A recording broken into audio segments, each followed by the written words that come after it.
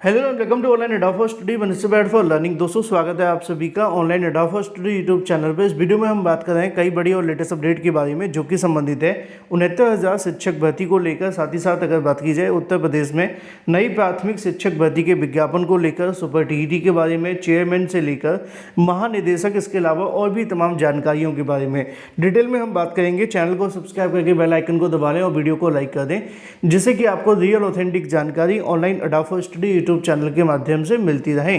सीधे शुरुआत करते हैं मुद्दे की, जो कि संबंधित है 69,000 शिक्षक भर्ती के मामले को लेकर। फिर एक एक करके सारी अपडेट कवर करते हैं। 69,000 शिक्षक भर्ती मामले को लेकर हाल ही में अगर बात की जाए, हाईकोर्ट की सिंगल बेंच के माध्यम से दिए गए आदेश के बाद मामला डबल बेंच में गया था। डबल बेंच के बाद ये मामला सुप्रीम कोर्ट गया। अब एक चीज़ कॉमन देखने के लिए मिल रही है कि सुप्रीम कोर्ट से जाने के बाद 23 तारीख तक यहाँ पे अगली सुनवाई देखने के लिए मिलेगी। उसके बाद ये तय होगा कि 69,000 शिक्षक भर्ती में आखिर करना क्या है। नई चयन सूची जारी करनी है या पुरानी चयन सूची को संशोधित करना है, या जो घोटाला हुआ है उसको किस तरीके से मॉडिफाई करना है। लेकिन इसी बीच सबसे बड़ा सवाल यहाँ पे देखने के लिए मिल रहा था 69,000 शिक्षक भर्ती को लेकर कि क्या 23 तारीख से पहले 69,000 शिक्षक भर्ती से संबंधित कोई कार्य हो सकता है। क्योंकि आपने देखा होगा कि 69,000 शिक्षक भर्ती के लिए अभ्यर्थियों के माध्यम से लगातार धरना प्रदर्शन जारी है और ये प्रदर्शन लगातार चल रहा है, चाहे वो SCRT लखनऊ में हो या किसी भी नेता प्रतिपक्ष जैसे कि केशव प्रसाद मौर्य के आवास के सामने, या और भी तमाम राजनीतिक दलों से अपनी जो मांग है उनके सामने रखी जा रही है। लेकिन अब एक बड़ी अपडेट आपके सामने फिर से देखने के लिए मिली है आज की तारीख में, और ये संबंधित है 69,000 शिक्षक भर्ती को लेकर पूर्व मुख्यमंत्री के बयान के बारे में। और यहाँ पे आप सभी को जानकारी भी देखने के लिए मिल जाएगी कि अगर बात की जाए 69,000 शिक्षक भर्ती को लेकर, मायावती से मिले आरक्षित वर्ग के अभ्यर्थी। उन्होंने कहा कि पूर्व मुख्यमंत्री ने अन्याय नहीं होने देने और इसका कहीं ना कहीं उन्होंने आश्वासन दिया। 69,000 शिक्षक भर्ती में इलाहाबाद हाईकोर्ट की डबल बेंच के आदेश को लागू करने के लिए आंदोलन कर रहे आरक्षित वर्ग के अभ्यर्थियों के एक प्रतिनिधि मंडल ने बुधवार को पूर्व मुख्यमंत्री बसपा प्रमुख मायावती से प्रदेश सरकार के कार्यालय में जाकर के मुलाकात की। प्रदेश के कार्यालय के अंदर, प्रदेश सरकार नहीं, अभ्यर्थियों ने बसपा प्रमुख को ज्ञापन देते हुए 69,000 शिक्षक भर्ती में आरक्षण लागू करने की हुई विसंगति को लेकर बताया और अभ्यर्थियों का नेतृत्व कर रहे अभ्यर्थियों के माध्यम से बताया गया कि मायावती ने अभ्यर्थियों को आश्वासन दिया है। उन्होंने कहा है कि यह लड़ाई हमारी है, हम इस पर बराबर नज़र बनाए हुए हैं।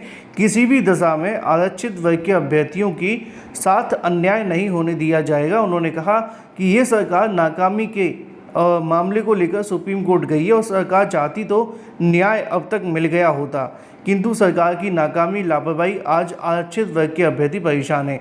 उन्होंने कहा कि हाईकोर्ट की डबल बेंच का फैसला आया था, सरकार इस पर आगे बढ़ सकती थी, किंतु वह इंतजार करती रही कि मामला सुप्रीम कोर्ट चला जाए और सुप्रीम कोर्ट जाकर के इस मामले को फिर से कहीं न कहीं लटका दिया जाए।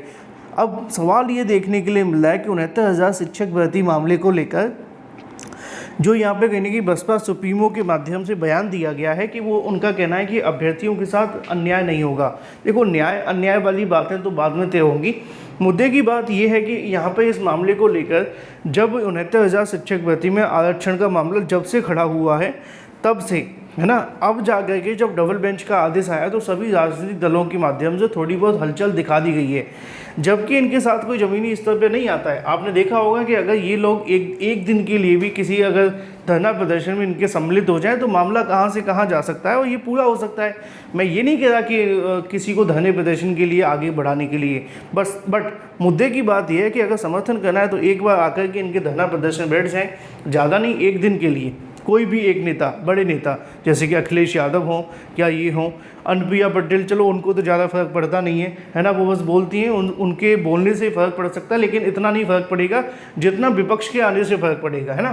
तो अगर ये आकर के इस मामले पर थोड़ी कहीं ना कहीं नज़र बनाए तो बेनिफिट मिल सकता है। बाकी इसको लेकर एक जानकारी और है, फिर शिक्षक भर्ती पे आते हैं।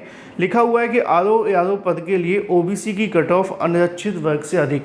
ये कई बार मैंने आप सभी को अपने वीडियोज़ में दिखाया। अगर आप UPPSC और UPSSC की भर्तियों के बारे में थोड़ा बहुत भी जानते होंगे, कोई भी भर्ती का अगर आपने परीक्षा दिया होगा तो आपको पता होना चाहिए कि वहाँ पर OBC का जो कट ऑफ होता है वो जनरल और युवा से अधिक जाता है। उसकी वजह आप जानते हैं, उसकी वजह आपको देखने के लिए मिलती है कि यहाँ पे ओवरलैपिंग नहीं कराई जाती है। ओवरलैपिंग जो आपकी 69,000 शिक्षक भर्ती में नहीं हुई है, क्योंकि यहाँ पे क्या होता है कि इन अभ्यर्थियों के लिए जो हाई मेरिटोरियस होते हैं ना, उनको एक बार आरक्षण का लाभ दिया जाता है। अब ये यूपीपीएससी और यूपीएससी के अपने नियम है, इसको 69,000 शिक्षक भर्ती में भी थोड़ा बहुत लागू किया गया था। थोड़ा बहुत इन द सेंस कि थोड़ा बहुत, कि जिनको एक बार रिजर्वेशन का बेनिफिट मिल चुका है उनको दोबारा बेनिफिट न दिया जाए। और यही वजह देखने के लिए मिलती है कि यहाँ पे ओबीसी की कट ऑफ बहुत ज़्यादा हाई चली जाती है। आपने देखा होगा खंड शिक्षा अधिकारी भर्ती भी आई थी, है ना, अगर आपने वो परीक्षा दी हो तो उसके अंदर भी ओबीसी कट ऑफ ज़्यादा थी। ज़्यादा कुछ देखने की आवश्यकता नहीं है, यूपीएससी का कोई भी रिजल्ट उठा करके देख लो, हर एक भर्ती के अंदर ओबीसी की कट ऑफ ज़्यादा जाती ही जाती है, और यूपीपीएससी की में भी जाती है। तो उसकी सबसे बड़ी वजह यही रहती है कि एक बार अगर अभ्यर्थियों को रिजर्वेशन का बेनिफिट दे दिया गया है तो वो दोबारा नहीं देते हैं। और ये मामला यूपीपीएससी के अपने नियमावली के अंदर भी उन्होंने ऐड ऑन किया हुआ है, और ये उनका नियम भी है।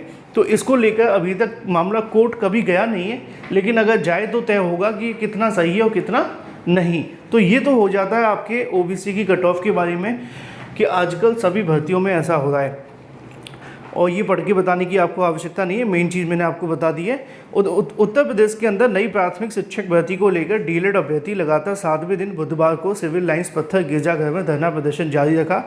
बारिश के दौरान भी अभ्यर्थियों के माध्यम से लगातार ये प्रदर्शन बढ़ता हुआ दिखा। आरओ के लिए जो कट ऑफ गई है वो आपके सामने किस तरीके से आपकी कट ऑफ ज़्यादा गई है। वहीं यहाँ पर अगर बात कीजिए नई शिक्षक भर्ती को लेकर महानिदेशक से मिले अभ्यर्थी, प्रदेश में नई प्राथमिक शिक्षक भर्ती मुद्दे पर बुधवार को डीएलएड मोर्चा के अभ्यर्थियों के माध्यम से महानिदेशक स्कूली शिक्षा कंचन वर्मा से मुलाकात कर ज्ञापन दिया। उन्होंने मांग की कि जल्द नई शिक्षक भर्ती को लेकर अध्याचन शिक्षा सेवा चयन आयोग को भेज दिए जाएं, जिससे कि आयोग से जुड़ी प्रक्रिया शुरू हो सके। अभ्यर्थियों ने बताया कि 2018 के बाद नई शिक्षक भर्ती नहीं आने से 15 लाख से ज़्यादा टेट सीटेड पास अभ्यर्थी का भविष्य खतरे में है। 6 साल से लगातार नई शिक्षक भर्ती को लेकर आंदोलन कर रहे हैं। अभ्यर्थियों ने बताया कि नई शिक्षक भर्ती मुद्दे पर वह शिक्षा सेवा चयन आयोग के अध्यक्ष से मुलाकात किए थे, और वहां से उनको जानकारी मिली कि जब तक बेसिक शिक्षा विभाग के माध्यम से रिक्त पदों का अध्याचन नहीं आएगा तो नई शिक्षक भर्ती का विज्ञापन कैसे निकाला जाएगा। अब इसी मांग को लेकर कहीं ना कहीं अभ्यर्थियों ने वहाँ पे मुलाकात कर ली। वहीं दूसरी तरफ बात कर लेते हैं, यूपी से डीएलएड कर सकेंगे देश भर के छात्र। यूपी से डीएलएड को लेकर देश भर के छात्र कहीं ना कहीं अब डीएलएड कर सकते हैं, क्योंकि यहाँ पर उत्तर प्रदेश के अंदर सभी के लिए डीएलएड करने का बेनिफिट दे दिया गया है, और सभी शिक्षक भर्ती में आवेदन भी कर सकते हैं, क्योंकि यहाँ पर चलता है भंडारा। 2024 सत्र में देश भर के अभ्यर्थियों को उत्तर प्रदेश में डिप्लोमा इन एलिमेंट्री एजुकेशन का प्रशिक्षण ले सकेंगे। प्राथमिक एवं उच्च प्राथमिक स्कूलों में शिक्षक बनने के लिए आवश्यक इस प्रशिक्षण में दाखिले के लिए वर्तमान अभ्यर्थियों के पास यूपी का निवास प्रमाण पत्र होना आवश्यक माना जाता था। इससे सबसे अधिक फायदा निजी कॉलेजों के प्रबंधकों को होगा। पिछले कुछ सालों से डीएलएड की हज़ारों सीटें खाली रह जाने की वजह से अब अदर स्टेट के जो कैंडिडेट हैं वो भी आवेदन कर सकेंगे, जैसे कि मध्य प्रदेश, उत्तराखंड, दिल्ली, हरियाणा और भी ऐसे राज्य जो इसमें आना चाहते हैं वो आ सकते हैं और यहाँ से डीएलएड कर सकते हैं। सरकार ने आपके लिए दरवाजे खोल दिए हैं। प्राथमिक और उच्च प्राथमिक में अगर आप शिक्षक बनने का सपना देख रहे हैं तो 2,33,000 सीटों के लिए जो आवेदन है वो आपके शुरू होने जा रहे हैं। अब डीएलएड करने के बाद शिक्षक भर्ती आएगी कि नहीं आएगी उसकी कोई गारंटी नहीं है, लेकिन यस आपके पास मौका है। ऑनलाइन आवेदन 18/9/2024 से शुरू हो जाएंगे। ऑनलाइन पंजीकरण की अंतिम तारीख 9/10/2024 है। ऑनलाइन आवेदन शुल्क जमा करने की तारीख 10/10/2024 है और प्रिंट निकालने की 12/10/2024 है। ठीक है, तो ये आप सभी के लिए 2,33,000 से ज़्यादा सीटें निकाली गई हैं। यहाँ पे आवेदन के लिए लिखा भी हुआ है, आप चाहें तो इसको चेकआउट कर सकते हैं। Thank you for watching this video.